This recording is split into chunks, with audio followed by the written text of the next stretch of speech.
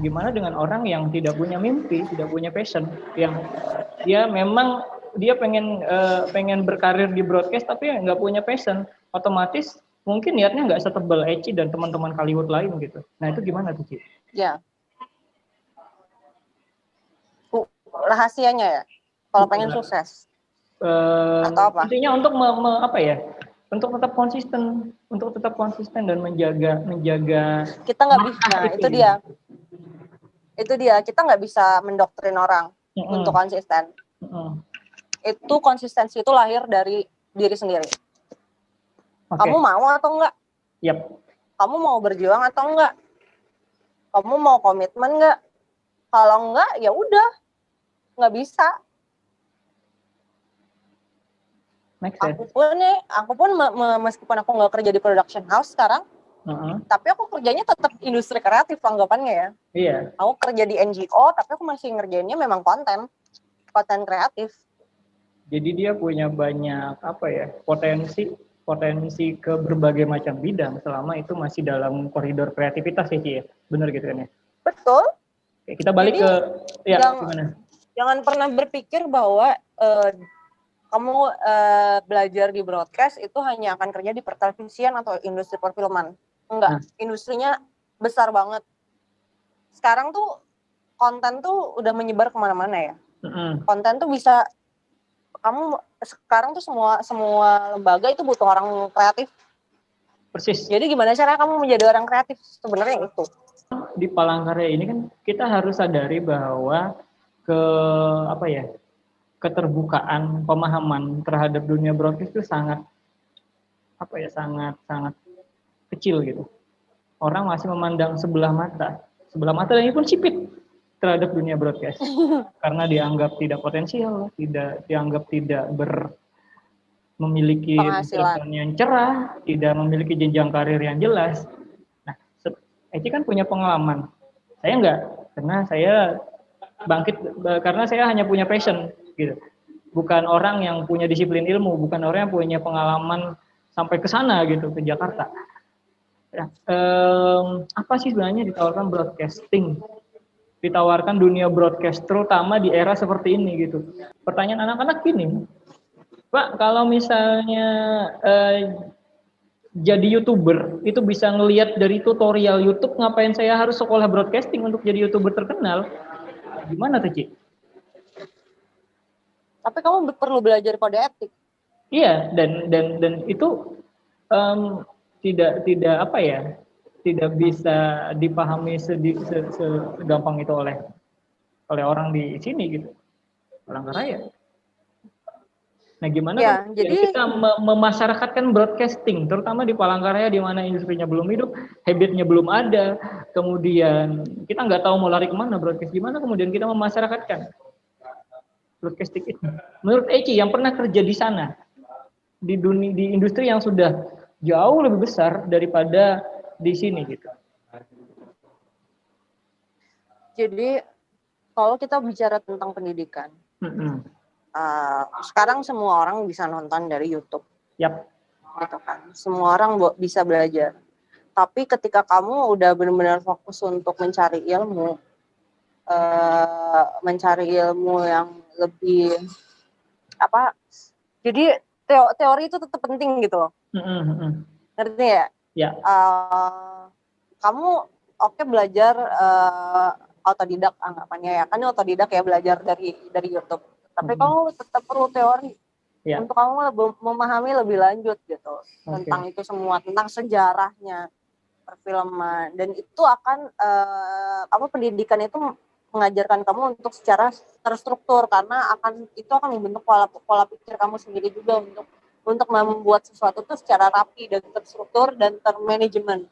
Kita perlu lebih banyak orang yang punya pemikiran menggunakan pemikiran saintifik ilmiah yang terarah. Jadi bukan Indonesia nih sangat butuh orang yang berpendidikan. Pasti.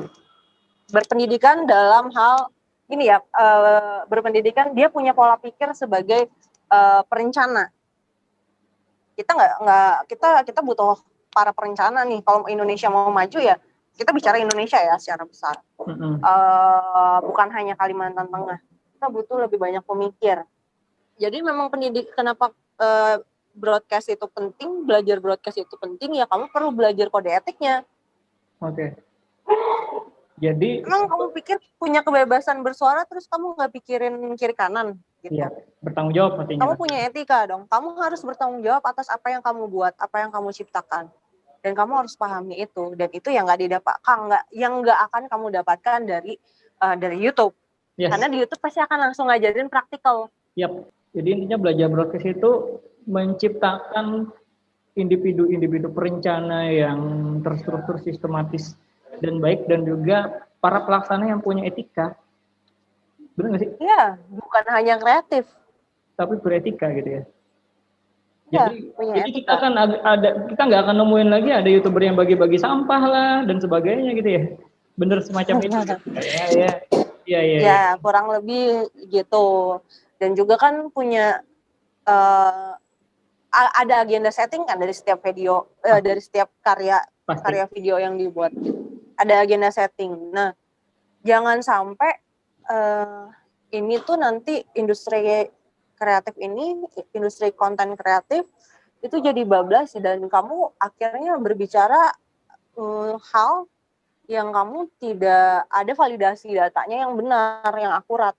Oke. Kamu malah jadi berbicara sembarangan berdasarkan ini yang nggak tahu itu validasinya. Opini dan intuisi gitu ya. Ya, bukan fakta yang oke, kamu bicara fakta nih, tapi fakta yang mana? Yep. Apakah itu fakta yang sesungguhnya? Gitu. Oke. Kan video itu agenda setting, yang kamu visualkan hanya sebagian. Iya, ada banyak kepentingan di sana gitu. Apapun itu. Iya, apapun itu. Mau itu kepentingannya baik kek, mau itu kepentingannya buruk kek, itu hanya sebagian. Jadi konten kreatif itu hanya sebagian gitu. Jadi broadcasting sebagai disiplin ilmu adalah memberikan koridor-koridor agar tidak keluar dari situ. Iya, dan juga itu sangat membantu nih ya kalau kamu ngerjain project, kalau kamu ngajuin project, kalau kamu punya production house, orang ada persyaratan-persyaratan yang harus melampirkan kalau krunya ini adalah orang-orang bersertifikat. Oh, dan persyaratan kan administratif lah intinya ya. Yes, untuk dapat project besar. Yep. Oh, benar. Okay. Itu penting dan itu susah nyari. Yang tukang bikin film di Palangkaraya udah banyak, tapi nyari yang punya sertifikat di Palangkaraya itu susah. Akhirnya aku yang dipakai. Akhirnya orang-orang BPI karena mereka punya sertifikat. Oke. Yang bisa dapat proyek gede. Setidaknya belajar broadcasting di lembaga formal itu menjadi sebuah validasi untuk kemudian lebih gampang dapat ya. Termasuk ngomongin project, kita dapetin hasil feedback dari sana, materi dan lain sebagainya. Gitu ya. Iya, sertifikasi itu penting. Ya. Jadi gitu ya. Titiknya di situ sebenarnya. Bahwa kemudian poinnya di situ. Jadi bukan hanya kamu untuk belajar kamu koridor-koridornya. Tapi lebih sebagai itu penting. Validasinya kan bahwa ini orang memang sudah punya memang benar punya pendidikan di situ. Secara administratif dan ada jasanya. Betul.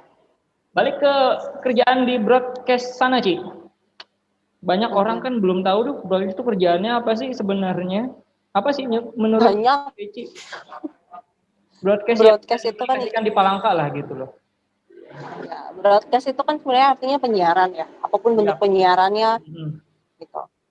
Dan sekarang industri penyiaran itu nggak hanya terbatas di televisi dan film, penyiaran itu juga di radio kan. Penyiaran itu sekarang di IGTV. Iya itu bagian dari penyiaran. TikTok juga penyiaran sebenarnya kalau kita ngomongin lengkap lebih luas. Kalau kamu mau bicara tentang aturan-aturannya juga kamu pasti punya ada key dong, key suksesnya apa. Itu kamu perlu belajar dong key suksesnya apa. Dan ketika kamu mau belajar key sukses itu ada data nih. Kenapa penting pendidikan itu? Karena kamu belajar data di situ. Kamu harus belajar menganalisa. Jadi kalau kunci kamu menjadi content creator yang besar, kamu harus bisa menganalisa data dan kamu bisa analisa dari hasil data itu nih artinya pakai apa nih, teknik apa yang bisa kamu dapatnya traffic yang tinggi. Sekali lagi, perlu strategi analisis strategi. Kalau kamu nggak belajar itu di dunia pendidikan, kamu nggak tahu alur pola pikirnya untuk menganalisa data itu gimana. Kamu hanya jadi orang yang ya cuman lihat doang gitu. Satu keuntungannya kalau kamu bersekolah di broadcasting, kamu bisa diarahkan untuk ketemu sama orang-orang yang udah besar. Yap, benar sekali. Sepakat. Tuh, influencer yang besar, yang namanya udah besar, dia nyari tim. Dia nyari tim juga syaratnya apa? Orang broadcast kan timnya. Nyarinya juga orang broadcast yang bisa nganalisa loh ya. Aku bilang yang bisa nganalisa traffic untuk mengembangkan konten dia. Karena dia punya landasan ilmunya. Dia punya landasan berpikir ke sana gitu, yang tidak dimiliki oleh para influencer. Atau kalau kamu mau betul. Kalau kamu mau jadi influencer tuh gak bisa sendiri. Tapi kamu harus bikin konsep dong lagi. Pasti. Kamu harus mikirin. Karena sekarang udah banyak konten kreator. Dan diperlukan orang-orang gimana caranya kamu bisa besar. Dan diperlukan orang-orang yang punya landasan ilmunya buat kemudian mengembangkan kreativitas itu sesuai dengan etika dan koridor yang tepat gitu kan. Benar gak sih? Betul. Jadi kamu ada punya beban juga di situ. Iya. Karena beban sebagai orang yang harus memberikan sesuatu yang benar dong. Karena diakui atau tidak diakui, seorang broadcaster akan punya corong lebih terhadap orang lain gitu kan? Betul. Dia punya corong kan, bahwa dia sebagai seorang broadcaster, dia adalah orang yang harus memberikan informasi dengan berbagai macam sudut. Seakurat mungkin. Iya. Dan itu diperlukan disiplin ilmu, diperlukan pengetahuan, diperlukan etika, diperlukan banyak hal yang mungkin hanya bisa didapatkan lewat lembaga pendidikan. Formal atau informal kayaknya. Ya, betul.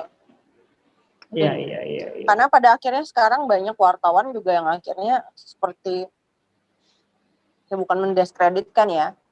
Pada akhirnya karena banyak yang karena dia bukan lulusan broadcast terus dia lupa sama kode etik itu. Benar sekali. Saya punya teman, Dik. Janganlah jadi gitu. Saya punya teman, jadi dia wartawan. Jadi dia curhat tentang temennya yang sering ngambil berita itu dari tweet dan caption Instagram. Itu banyak sih. Itu kan sebuah hal yang riskan dan miris sebenarnya. Iya. Diperlukan orang-orang yang memahami broadcast sebagai sebuah ilmu dan sebagai sebuah fungsi, sebagai sebuah alat pengontrol sosial, gitu kan ya. Jadi lebih bertanggung jawab jadinya, karena broadcast lebih luas kan dia, sangat luas. Tapi di Palangka sendiri kayaknya kita belum nemu yang kayak gitu, Ci. Belum nemu yang kayak gitu gimana maksudnya? Kita belum menemukan seorang broadcaster yang bisa jadi patokan yang bisa jadi bisa jadi figur gitu, seorang yang broadcaster yang bisa jadi figur di sini gitu. Nggak ada kan ya? Ada. Siapa? Aku. Waduh, luar biasa Anda nasi sekali Ibu ini. Ya. Jauh nyari. Iya kan? Tapi ada proyek lagi ya, Ci? Ada proyek lagi? Kita mau bikin video ini tentang kopi Nusantara. Kopi Nusantara? Apa itu konsepnya? Itu menarik sekali kayaknya tuh. Adalah ntar tunggu aja udah rilis. Masih belum bisa spoiler ya. Iya. Sama Kaliwut? Baru meeting kemarin. Iya. Regenerasi masih berlanjut berarti ya, Kaliwut ya? Masih ada. Regenerasinya malah lanjut kuliah di perfilman sekarang. Ada 2. Bagi yang belum tahu, dari tadi kami ngomongin tentang Kaliwut. Jadi Kaliwut itu adalah komunitas film di Palangkaraya. Salah satu komunitas film di Palangkaraya. Banyak proyek yang sudah dikerjakan oleh Kaliwut, proyek komersil ataupun yang sifatnya adalah bukan ini sih. Komersil kayaknya nggak ada deh. Masa nggak ada sih, Ci? Ada lah. Nggak ada kalau komersil. Satu doang. Ya kan ada intinya mah. Iya, satu. Tapi nggak banyak, cuma satu. Sisanya yang lain project. project tim. Iya. Nggak satu deh, dua. Iya, intinya ada. Karena kan Kaliwat kan Nggak komersil juga. fokusnya kan bukan buat Iya, kok nyari duit. fokusnya tempat belajar. Iya, bukan nyari Fokusnya duit kan. belajar. Buat dan ini membuktikan buat eksistensi belajar. kreativitas. Kayak gitu. Jadi Ya, Kaliwat learning by doing buat Iya. buat learning by doing gitu. Jadi belajarnya dari kesalahan. Oh, produksi sebelumnya kesalahannya ini, diperbaiki ya di produksi selanjutnya gitu caranya.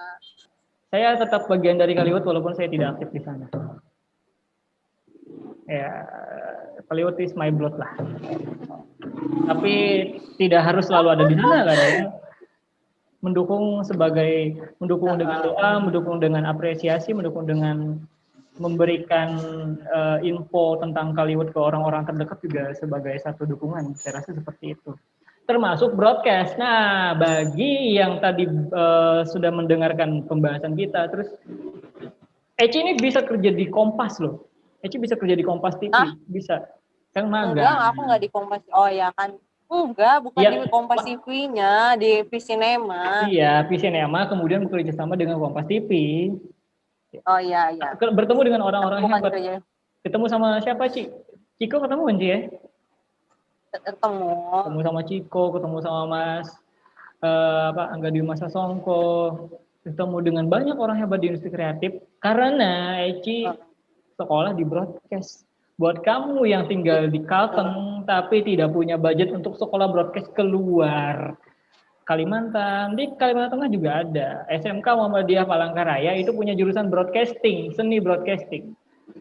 Dan kita juga sudah bekerja sama dengan beberapa TV lokal di Palangkaraya. Jadi buat yang mau lebih mengenal broadcast, pengen menghidupkan broadcast, pengen jadi insan yang kreatif, beretika, bisa jadi orang-orang hebat yang kalian hanya bisa tonton di TV, YouTube dan sebagainya, segera masuk broadcast. Pendaftaran dibuka mulai semester depan. Terakhir apa sih proyek Kaliwat?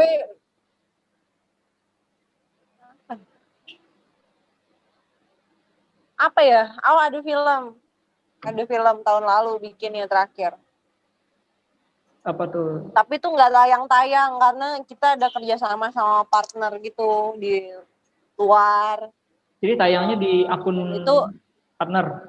Iya, di akun partner dan kita jadi kita nggak punya hak miliknya gitu, nggak punya hak miliknya, hak ciptanya tetap di kita gitu kan. Edar gitu ya. Hak edar, hak tayangnya gitu kita nggak punya gitu, karena partner.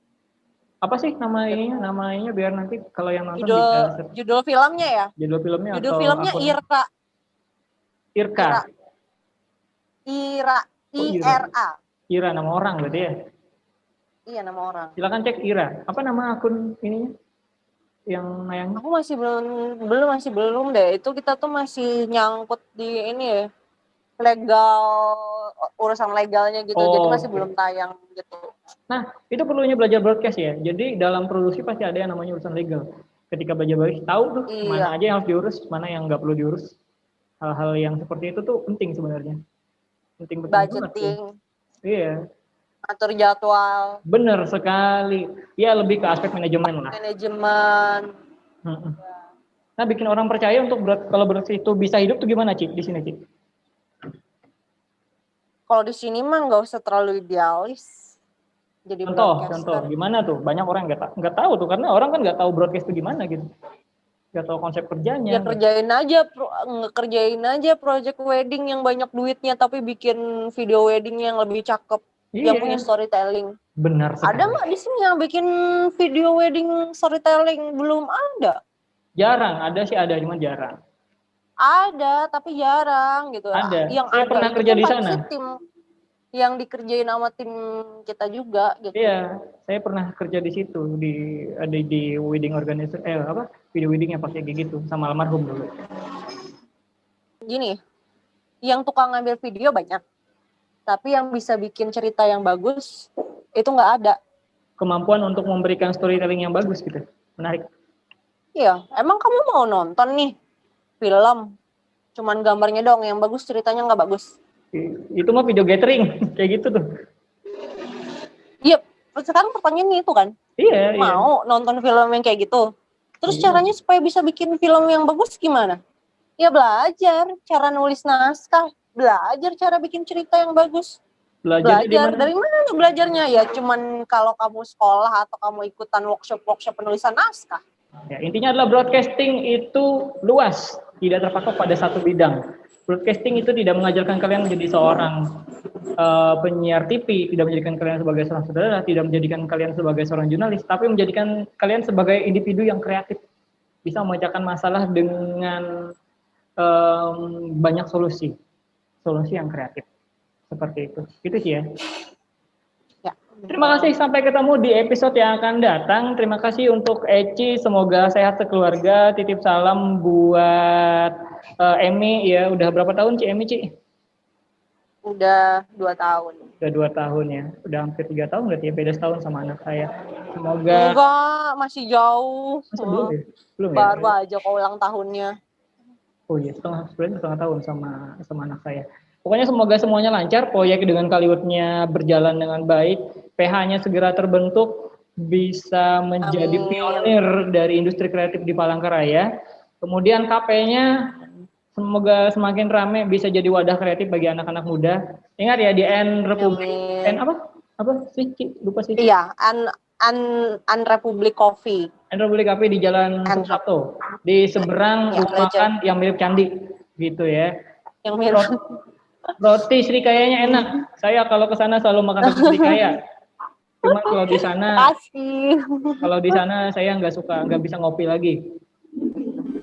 Gitu. Karena ada banyak. Karena sudah mulai penyakit sudah mulai masuk.